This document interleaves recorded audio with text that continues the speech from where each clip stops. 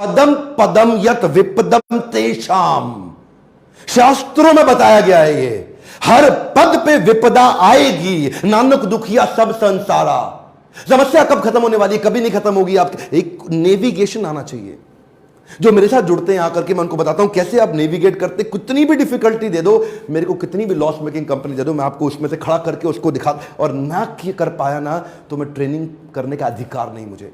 मैं ट्रेनिंग करनी, क्योंकि इतना एक्सपर्टीज हो गया, इतनी ऑर्गेनाइजेशंस को हमने बिल्ड किया है। ध्यान दीजिए, इनोवेशन के लिए खाली प्रोडक्ट नहीं बदलना, आज इनोवेशन कई प्रकार के होते हैं। आपने ना कई टेस्टिमोनियल वीडियोस हमारे केस स्टडी के देखे होंगे जिसमें लोग बोलते हैं जी ढक्कन हट गया, अरे ढक्कन हट गया, ढक्कन हट गया। ढक्कन खोलने वाला सेमिनार है। तो ढक्कन है ना, ये हटा है। ढक्कन था ना, उसको खोल दिया, ढक्कन खोल लिया तो आप कुछ भी कर सकते हो। ये क्यों बोलते हैं हम? क्योंकि ग्लोबल पॉपुलेशन इंडेक्स में हमारा देश दुनिया में दूसरे स्थान पे है। पॉपुलेशन बढ़ाने में हम बहुत तेज हैं, बहुत तेज हैं, लेकिन ग्लोबल इनोवेशन इंडेक्स में हम दुनिया में 60वें नंबर पे हैं। इतनी बड़ी जनता, उसके बाद भी कोई नहीं हमारी सुनता। उसका कारण क्या है? ये ढक्कन बहुत बड़ा लगा हुआ है। देखिए, ध्यान दीजिए, इनोवेशन के लिए क्वालिटी इंप्रूव नहीं करना।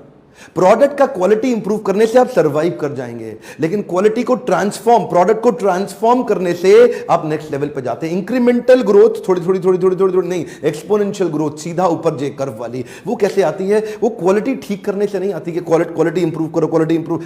रेडिकल चेंज लाने की तैयारी करनी पड़ती है। अब वो खाली प्रोडक्ट में नहीं होती। पहले मैं उनके प्रश्न के दूसरे हिस्से का उत्तर देना चाहता हूं।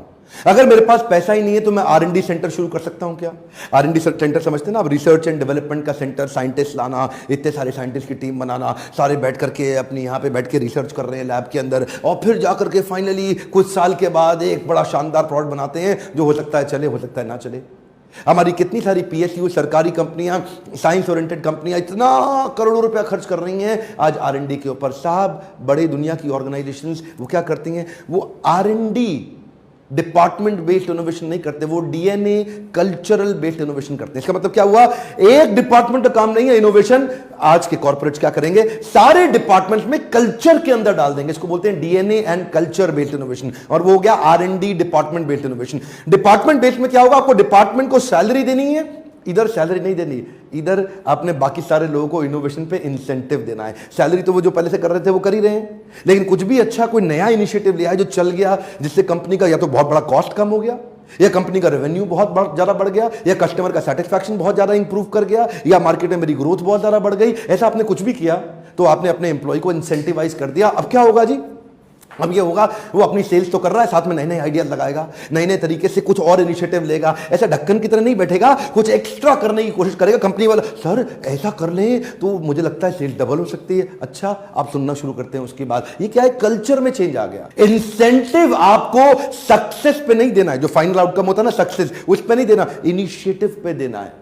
आपको देखिए, ये ब्लेम फ्री कल्चर क्रिएट करना है, डीप लिसनिंग के साथ अजम्पशंस और जजमेंट को बंद करना है। मैं दोबारा बोल लेता हूं आपके लिए, जजमेंट और अजम्पशन को बंद करके डीप लिसनिंग के साथ एक ब्लेम फ्री कल्चर क्रिएट करना है कि लोग आके नए इनिशिएटिव ले पाएं। जितना सारा उत्साहित होंगे उतनी बात बनेगी, और होगा क्या?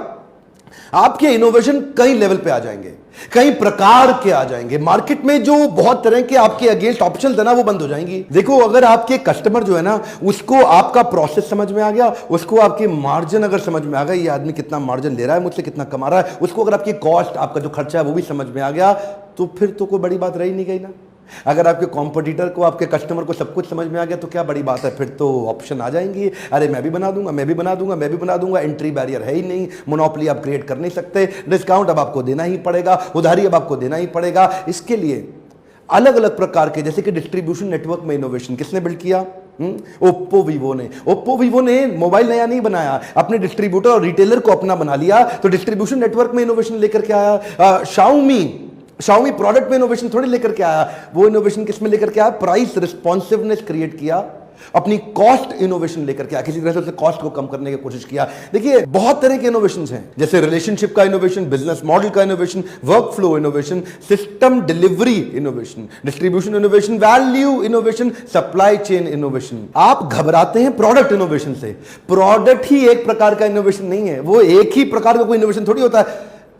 आपके देखिए, ध्यान दीजिए, इकोनॉमीज ऑफ स्केल भी आपका प्रोडक्ट है। जैसे हम बात करते हैं ना वॉलमार्ट, बिग बाजार, डी मार्ट, इनका इकोनॉमी ऑफ स्केल कितना बड़ा है, सस्ता माल खरीद के लाते हैं बाजार से, इतना सस्ता इतना सस्ता इतना सस्ता ले आते हैं कि सस्ता बेचते हैं, तो इनका कोई मुकाबला ही नहीं कर पाता। तो इनका प्रोडक्ट नहीं है, इनका इकोनॉमीज ऑफ स्केल इनका प्रोडक्ट है। जो इनकी परचेजिंग है वो परचेजिंग को प्रोडक्ट माना जाएगा। क्यों? क्योंकि ये उसके कारण खाते हैं, उसी के कारण कमाते हैं।